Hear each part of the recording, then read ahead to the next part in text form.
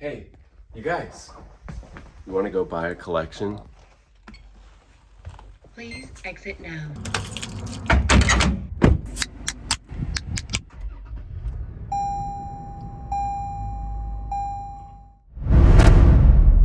Bry's Comics.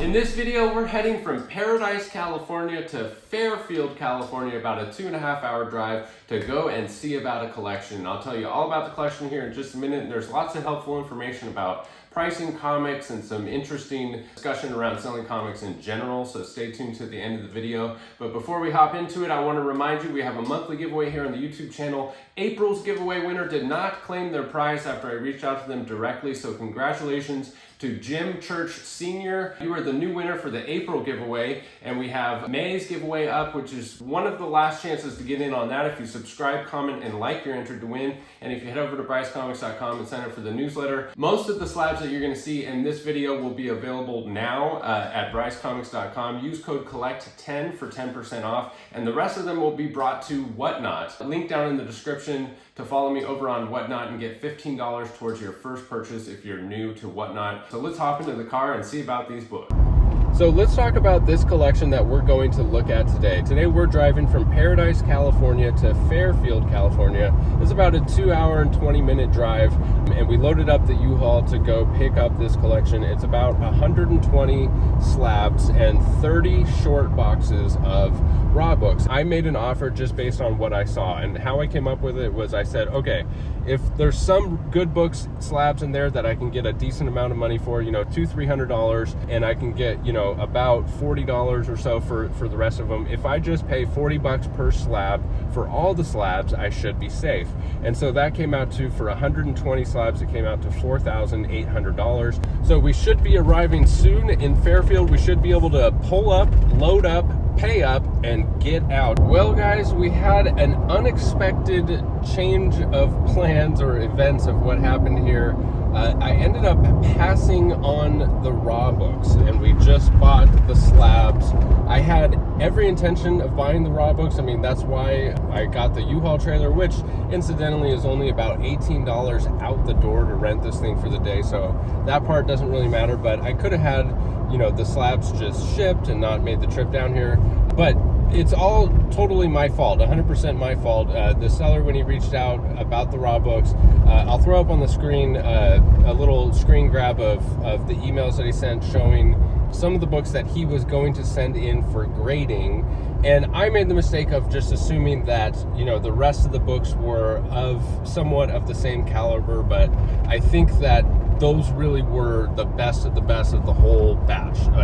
And as you can see on the screen, I mean, I would have a really hard time getting $1,500 back out of those books, and that's what it would have cost me for the 30 short boxes. So I was looking through the short boxes. I got through about 3 or 4 of the boxes, and I didn't see in the first 3 boxes I looked at really a single thing that I could bring to Whatnot. And so I started scratching my head going, how am I going to sell this? I mean, I was thinking, worst case scenario, I can bulk it out and sell it for $100 a box, but I don't even think I could sell it for $50 a box. I just had to pass, and I feel terrible about it because, I mean, the boxes are all lined up there. You can kind of tell, this was the seller's chance to just be done with it and to get rid of it. But, on the flip side, when we get back and look at the slabs, I mean, I gave them a really good price on the slabs. I gave them $4,900 for the slabs.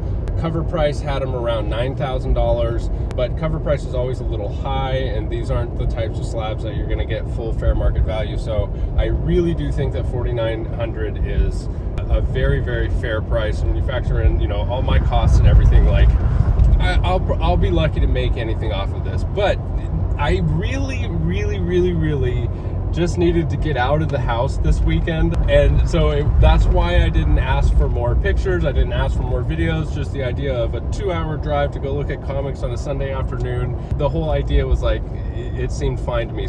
So the takeaway here and the tip you guys, is if you're going to look at a collection, ask a lot of questions. Ask for a lot of pictures, ask for some videos, have some videos of them flipping through before you load up the U-Haul and hit the road. If you guys have been following the channel, you'll know that this is the second time that I've gone to pick up a collection where I come home with an empty U-Haul, and my excuse all along is that, oh, I really just wanted to get out of the house and hang out with the boys, go get some good Mexican food. This time we got some good Chinese food. It would be a whole lot less expensive to do it without a U-Haul bouncing all over the highway. So what is the best course of action to sell a collection like this, or if you find yourself in a situation where you're in possession of a collection that is a large quantity of books, a lot of bulk with no major keys whatsoever, and a few minor keys sprinkled in, something that's maybe a little bit harder to move? I think the best course of action is to try to connect directly with the end collector. So that would be something like Craigslist, Facebook Marketplace, OfferUp. I don't think the best case is to go to a dealer or a local comic shop. You just kind of got to get what you can get for it, get anything you can get for it in a situation like that. All right, so here are all of the slabs, you guys, and look at that. We got Last Ronin #1 9.8 magazine. That one's over there. I had young Marcus over there. Say hello there. Hello there. Hello there. Put these in a stack, unbox them, because I wanted it to be somewhat of an unboxing, because I can't remember what is in this collection. I remember like 2 books. I remember there's a Punisher Mike Zeck book, and that's about it. So I kind of wanted it to be a reaction video of me opening these or seeing them again for the first time. I remember like looking through them, perusing them, and making the offer, and once again we paid $4,900. All right, so this one, I want to start with this one, Detective Comics 27. This is the Frank Miller variant, and this struck out to me because of that new Wolverine cover that Frank Miller submitted. I mean, look at this thing. Look at this cover. The tail, I mean, the tail should be coming out from above, right? Like the tail's coming out from there. This is from 2014. So I wonder, like, this seems like an artistic choice, like a abstract art type of thing. That Wolverine cover was, you know, an artistic choice. I, for one, for that reason, I actually love this variant. I mean, look at that. It's unlike anything else. So anyways, that's very interesting to see that. Detective Comics number 27. She-Hulk #1, 9.8 white pages, newsstand. This is one that I do remember. I think this might be one of the most valuable books in the whole collection here. Mega Man Fully Charged #1, 9.8 virgin cover. Pharaoh's Lounge, American Safari sketchbook with the Mario cover. Wolverine #3, Comics Elite Edition C. This is an Adi Granov sketch virgin variant for Wolverine. There's the color version, awesome book. RWBY Justice League #1. Star Wars Darth Vader #20 in a 9.8. First cover appearance of The Mandalorian, I believe. And we got 2 copies of this. One is the variant edition, and one is the second print, a gold and a silver cover. Peacemaker #1 in a 9.8 white pages. Awesome to see this book. I am a huge fan of the Peacemaker show. I wish it was a better cover, but it's still super collectible. Peacemaker #1. Star Wars Crimson Reign #5. The Raza variant cover, super cool. I love Raza's work. I wonder if that's an incentive. X-Men #4, 9.8 white, first appearance of Omega Red. Batman #125, the Jock variant cover, first appearance of Failsafe in a foil cover. I believe this is a 1 in 25 incentive, but just really cool gold foil. Batman Beyond the White Knight #1. This book was super hot there for a minute in a 9.8. Alice Ever After #1 in a 9.4. This is the J. Scott Campbell sketch edition. Cool to see J. Scott Campbell on Boom Studios. It's not something you see every day. Macross #1 in a 9.2 white pages wraparound cover. Really cool. This is the one book I remember in the collection. Punisher Limited Series #1 in a 9.6 white pages. All right, the other Punisher #1. This is the ongoing series. Vision and Scarlet Witch Volume 2 #12, 9.0 white pages. Scarlet Witch gives birth to Tommy and Billy, and in a story called, I think the story is called Climax or something like that. It's really a really fun read if you haven't read that series ever. Star Wars Thrawn number 6 in a 9.6. Dragon Ball Z number 1 in a 7.5 white. Star Wars Tales number 9 from 2001. This is a photo variant cover.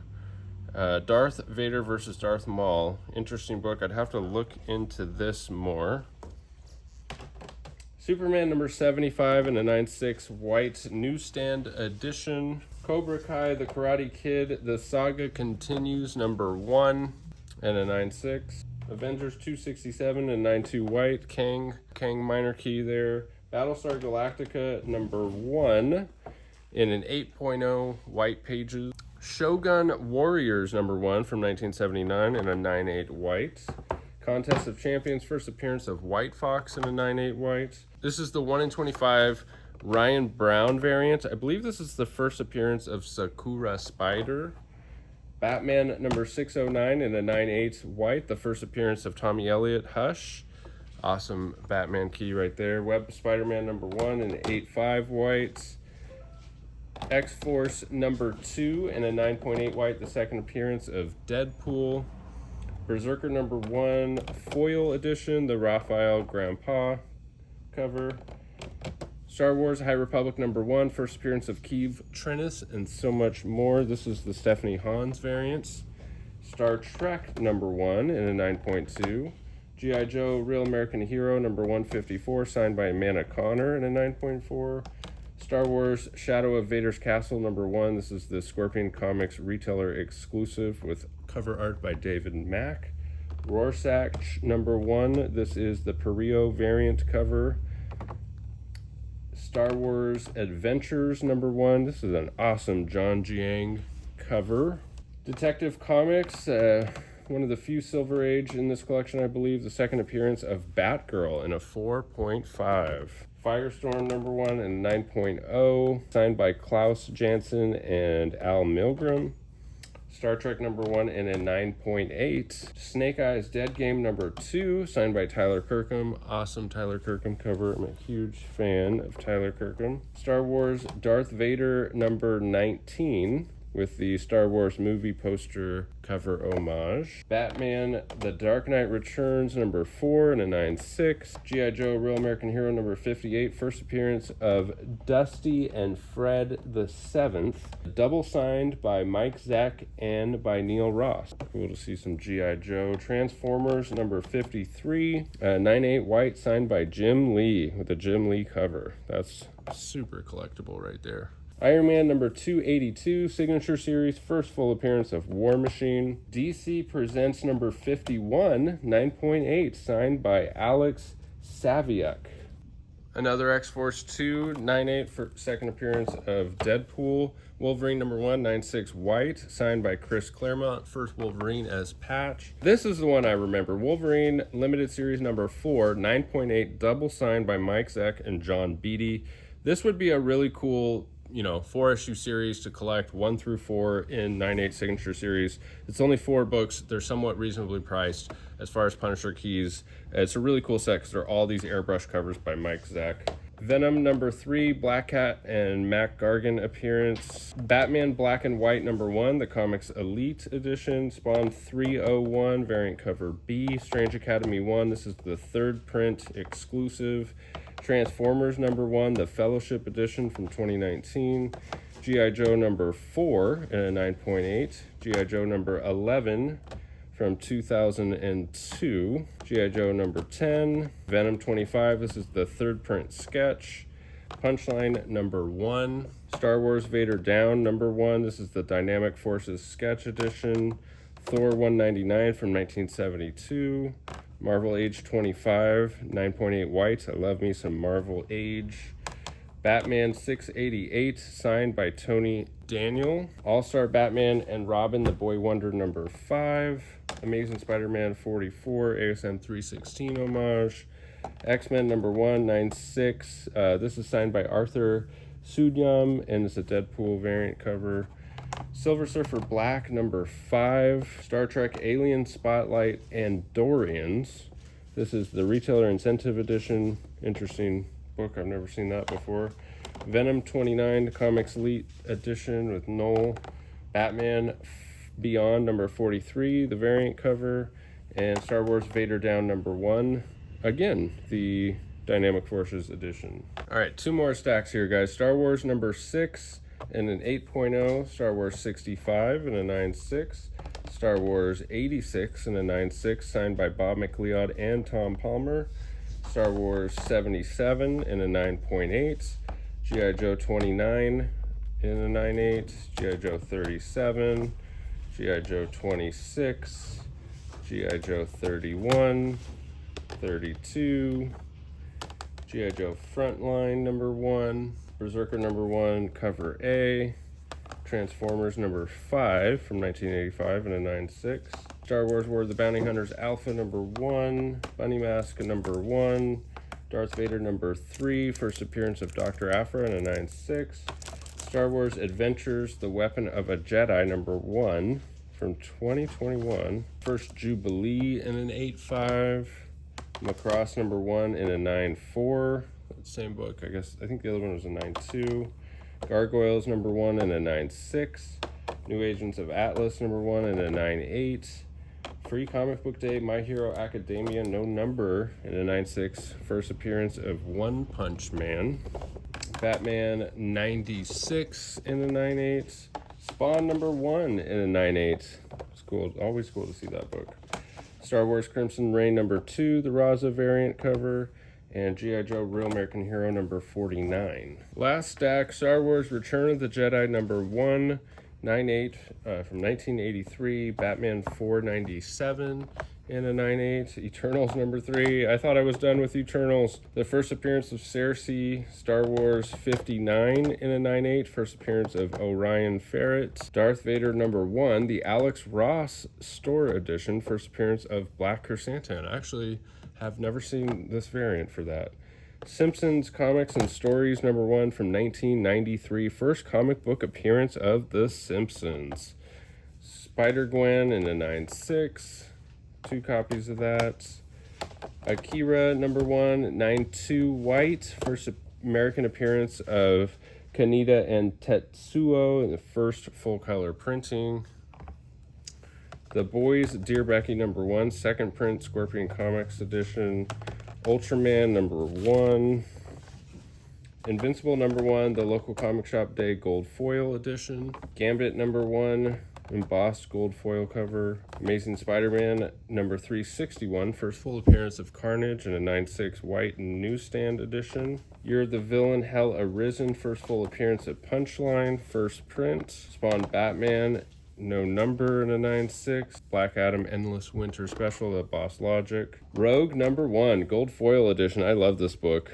First solo series for Rogue. Batman number 100, the 1 in 25 Jorge Jimenez variant cover. Batman Beyond from 2018, a foil edition. First appearance of Elena Grayson. Star Wars Dark Empire number 1 in a 9.8. Batman 100 once again. And Dark Knight's Death Metal number 4.